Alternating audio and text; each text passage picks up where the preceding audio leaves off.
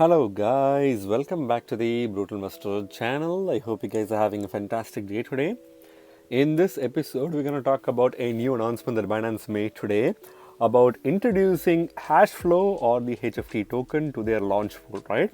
The announcement reads as follows: introducing Hashflow on Binance Launchpool, farm HFT by staking BNB and BUSD.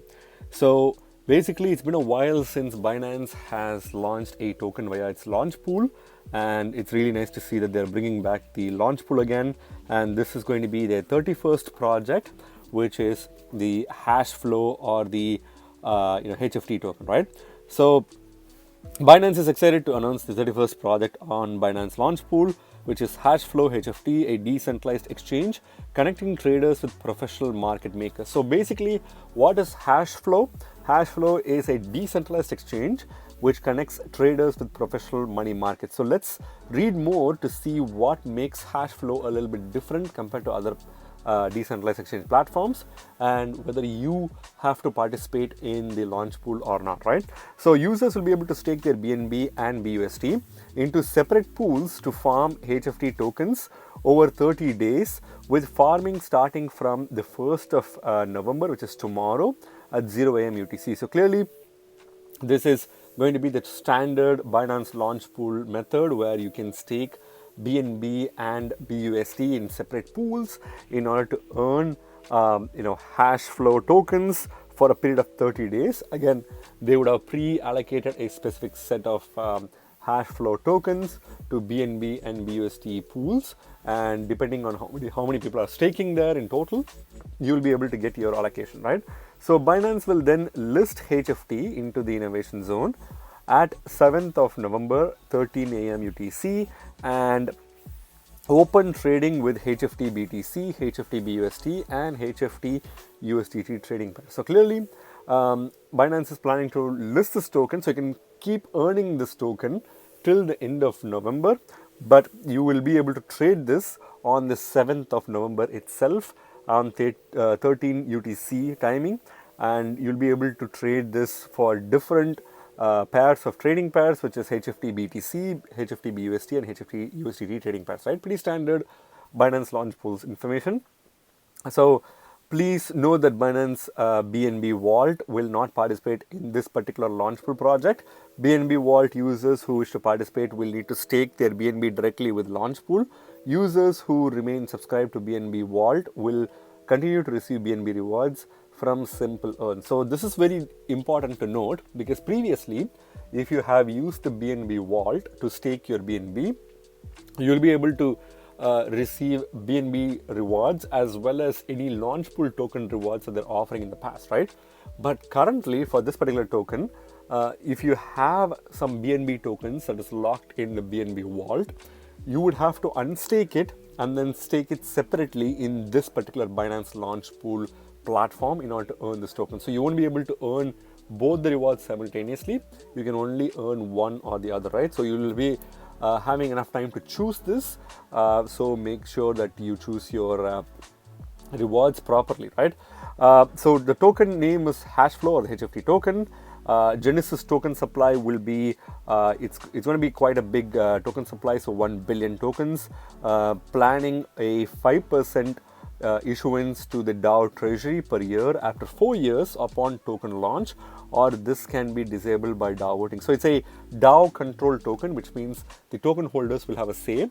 The initial planning is that they'll have 5% of the 1 billion token supply for allocated for DAO treasury, and after 4 years upon the token launch. So that will be the initial idea, but this can be changed based on the DAO voting system, right? Launch pool token rewards, so 15 million tokens, which is 1.5% of the Genesis token supply, will be allocated to the launch pool in total. Again, this means both for the BNB and BUSD pools, you will have a total of 1.5%, which is 15 million tokens that's allocated out of the Genesis token supply.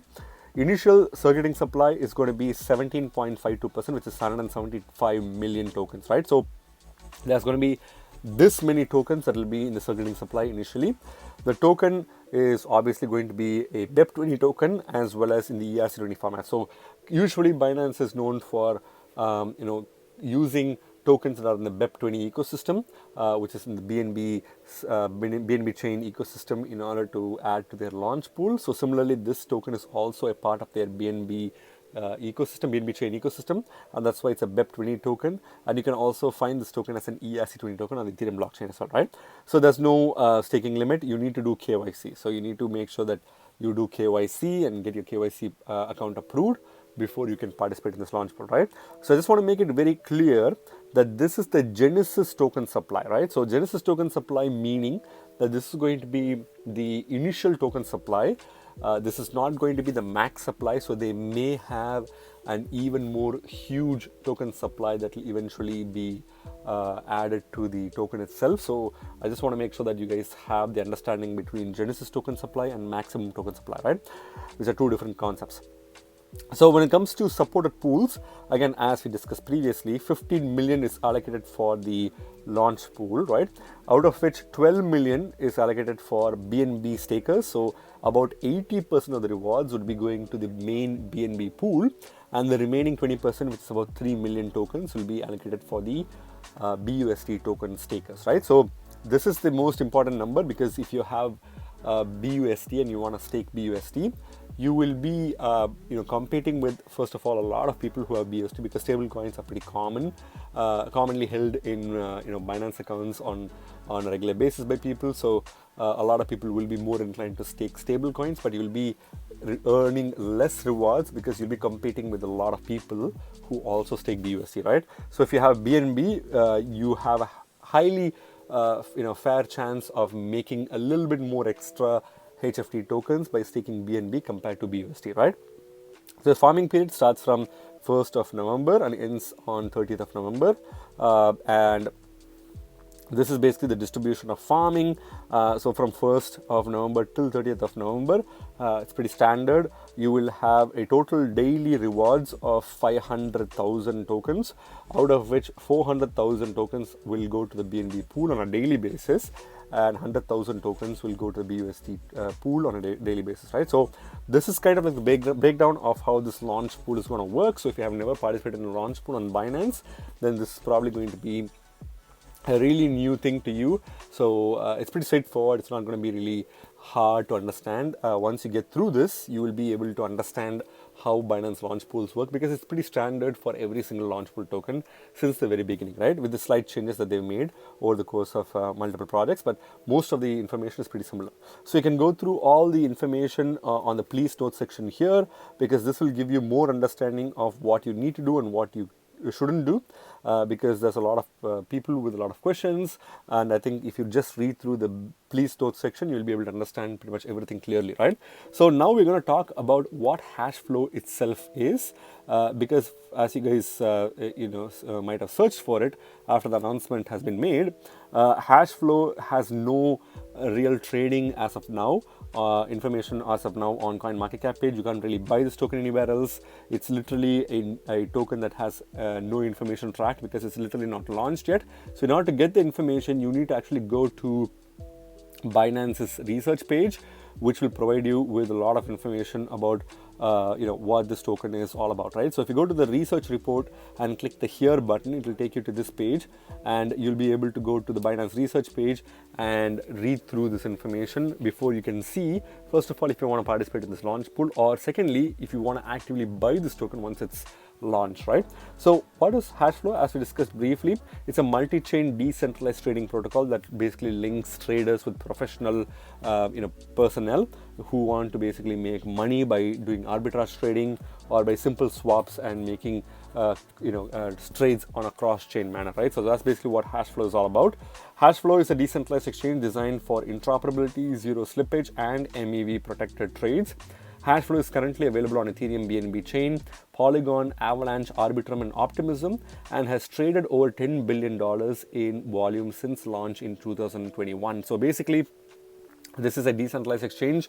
Its main focus is interoperability and to provide literally zero slippage in trades and MEV protected trades. So basically, you don't have to worry about being front-run if you use this exchange, right? So that's the main three focuses that this project brings to the table, and they're currently available on multiple chains already, where the main focuses being the BNB chain as well as Ethereum chain, but they're also available on Polygon, Avalanche, Arbitrum, and Optimism, and they have so far traded over $10 billion in trading volume since their launch in 2021. So clearly they have been around for quite some time. This is going to be their first token launch. For people, I think, who have used this platform, they might have probably gotten some airdrop. We're not sure about that. But for people who don't really know about this project, this is the only way by which you can actually get this token, right, through Binance's Launchpool.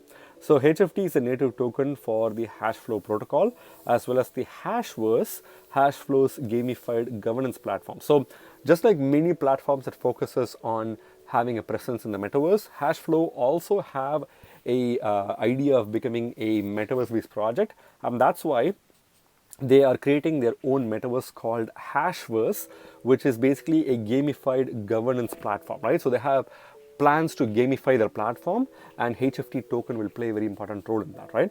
So you can basically stake your HFT to unlock features within the Hashflow ecosystem, right? So what are the main benefits that you will get by using the HFT token? Some of the main important benefits is you can first of all stake it and be a part of the governance platform, right? Hashflow governance will follow a vote escrow token model, where voting rights are determined based on the amount of HFT staked, as well as the duration for which HFT is locked. So as per standard procedure, if you have a token and if you stake the token within their platform, you will have governing rights, right? So that's pretty much the same concept that's available for Hashflow as well. And the longer you stake, the more voting power you would get. This is to incentivize people to not really sell their tokens. So it's pretty understandable, pretty standard concept here. Staking tokens will grant users the right to vote and manage the future of the protocol. So clearly, by staking the tokens, you will not only have the right to vote, but you'll also have a decision-making ability to manage the future direction of the protocol itself, right? So that's the most important benefit. This includes decision relating to protocol fees, marketing, and code development. So some of the things that you'll have a say in would be protocol fees, marketing, and code development, right? So these are some of the examples. There's multiple other things that you will also have a say in, but these are some of the few decision-making aspects that you'll be a part of, right? So the next important use case of the HFT token is in DAO health and rewards, right? So what this means is the Hashverse is the first ever storyverse driven gamified DAO and governance platform.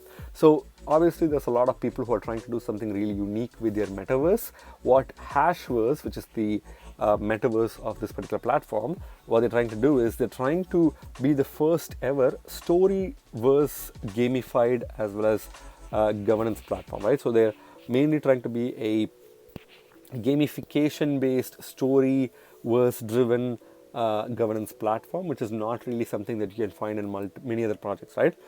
Stake tokens will be used to determine users' health metrics within the Hashverse. So obviously, the longer you stake, the more health you would have within the Hashverse.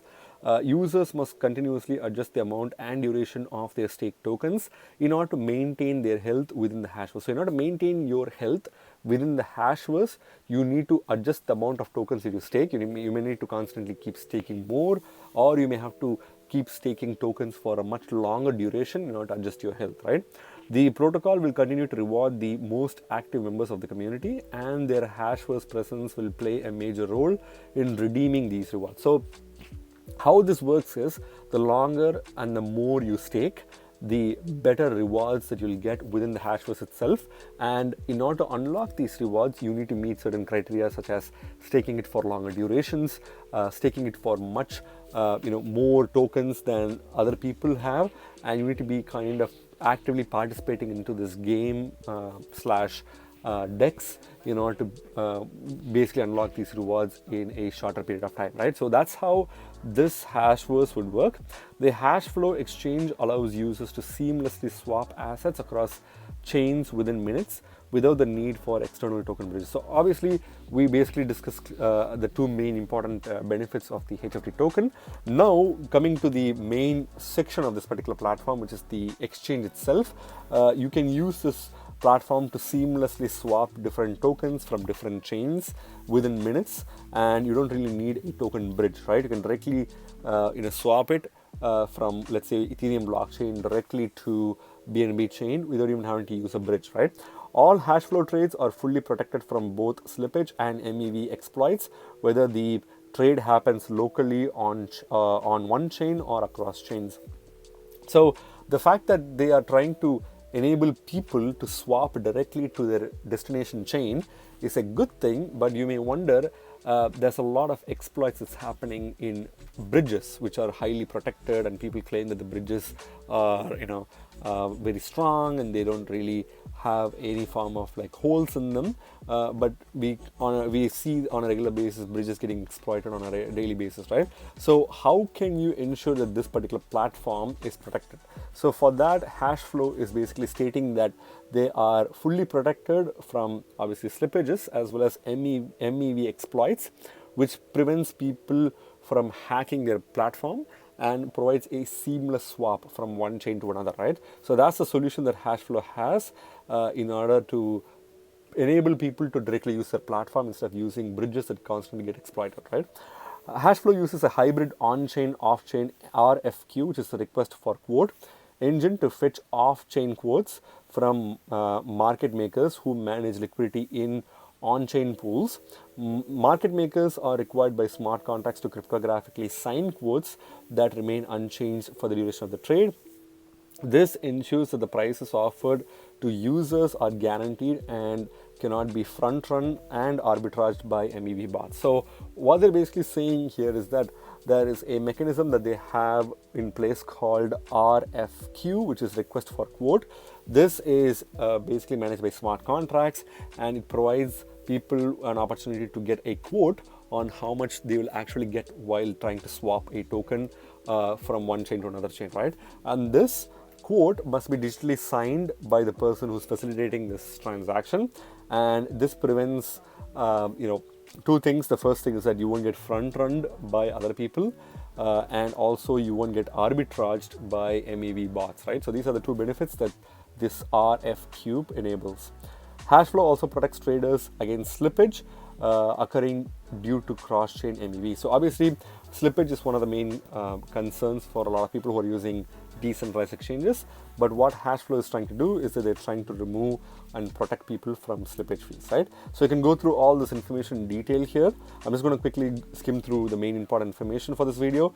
The project has already raised $28.2 million in 3 different rounds of private token sales, with 25% of the token supply sold at 2 cent per HFT and 10 cent per HFT and 40 cent per HFT respectively. So clearly this token has already been sold in the market for people who participate in the private token sale. And the lowest price you could have got this token for is 2 cent per HFT, and the highest you could have got it is for 40 cents per HFT, right? So this basically begs the question, what would be the price of this token when it's launched in the Binance's exchange, right? So there could be a possibility of this token trading initially at around 45 to 50 cents at the launch price, but then it will obviously start shooting up easily because of the Binance pump. A lot of people will start dumping this token easily, especially those who have earned this token through the token sales, along with the people who have earned this token through Launchpool. They will start dumping this token, and this token will start crashing and maybe even reach levels like 20 to 25 cents in that range before starting to recover slowly, right? So that's the scenario that's running in my mind right now that I want to voice out. So the Binance launch will cause this token to trade somewhere between 45 to 50 cents per token initially, but then it will obviously start shooting up, right? As of October 31st, 2022, the total token supply of this token is 1 billion tokens, and the circulating supply is 175 million tokens. It's about 17.52% of the total token supply. So clearly, it's not a bad number if you ask me for a token that's getting launched through the Binance Launchpool. Again, there's going to be lots of tokenomics-based price slumping because throughout November, people will start dumping this token immediately after Binance has launched this token, and they will easily just use this token to dump and then either convert it to BUSD or BNB or some other token, right? So this token will get dumped a lot, so be prepared for that. So there's a lot of key metrics here which you guys can go through, same thing that we've discussed before. There's a more in-depth information that's provided on Binance's research page, which I'm not going to go into detail, because it's basically so much information along with pictures that will help you understand more about this platform before you even choose to participate in the launch pool or even choose to buy this token once it's launched, right?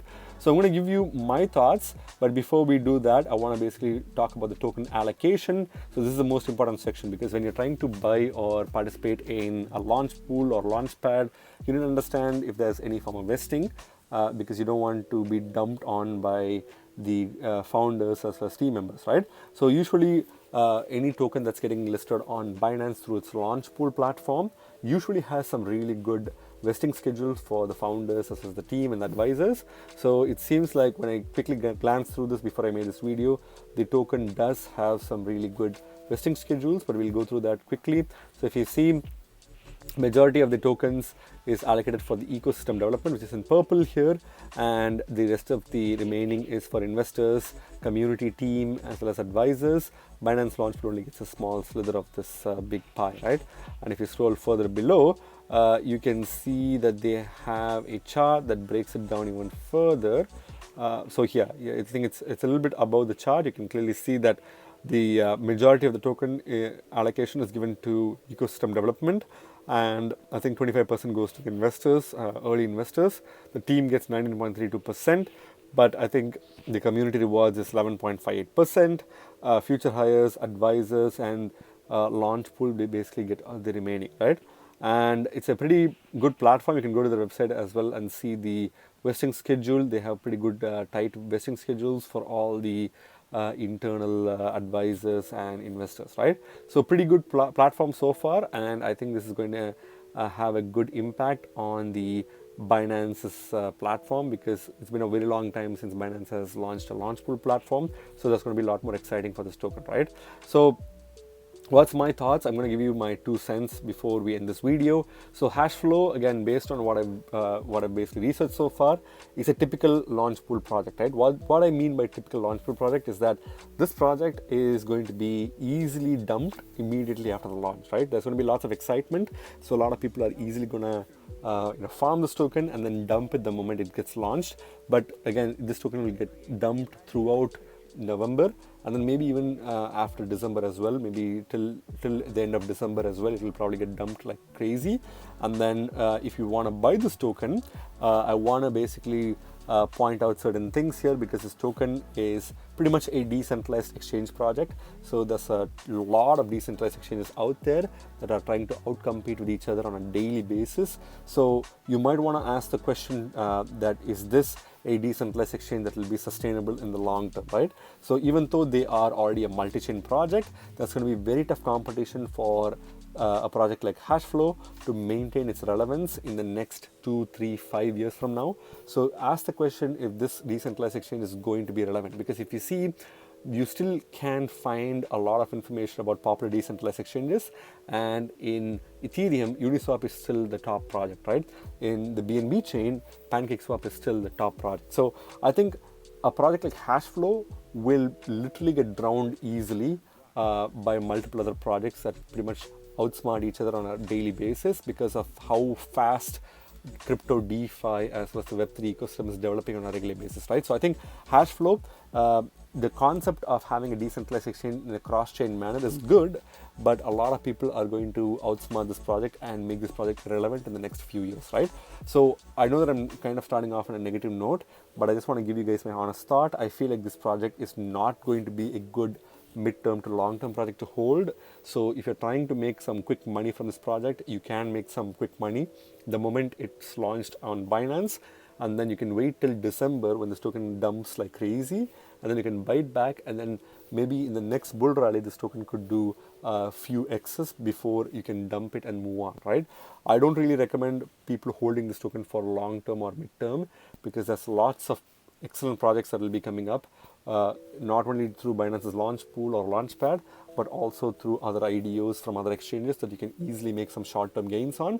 But I personally see this token as a really good short-term gain, but not a long-term gain, right? Their tokenomics is also clearly expressing the same thing. This project doesn't really have a very strong backing from several venture capitalists. That seems to suggest that this project is not really that relevant. It's good that it's launched on Binance, but there's no guarantee that this will also get launched on Coinbase because there's no strong backing. It's also going to be just like any other Launchpool project. If you've taken any Launchpool project, you can see that people have dumped it mercilessly and it's just gone to the grave, right? So this project will also probably be the exact same thing. So don't try to invest a lot of money into this token. If you want to dabble, I would suggest not investing more than $100 because this token is a really good investment if you had gotten into the private sale. But for now, I think this is not a really good investment if you're trying to buy it after the Binance launch, right? For people who want to get into this for the launch pool, by all means go ahead because you can make some really good gains in the short term, as I said, till December or maybe even slightly after that. But once this token has been dumped mercilessly, get out of it, right? Because you will lose a lot of money if you don't know when to get out of this token, right? So those are my 2 cents. I feel like this token can easily reach maybe $1.50 or $2 per token at its peak, but then it'll start crashing and it'll probably stabilize at around 15 to 20 cents per token in its all-time lows, right? And then maybe it may pump and dump a few times here and there, but I don't think it's really that worth of a token to waste your time on, right? Again, remember guys, you guys are not regular investors, you guys are brutal investors, so stay brutal. Thank you very much for watching my video, guys. If you like my video, please hit the like button and subscribe for more videos. See you in my next video. Bye.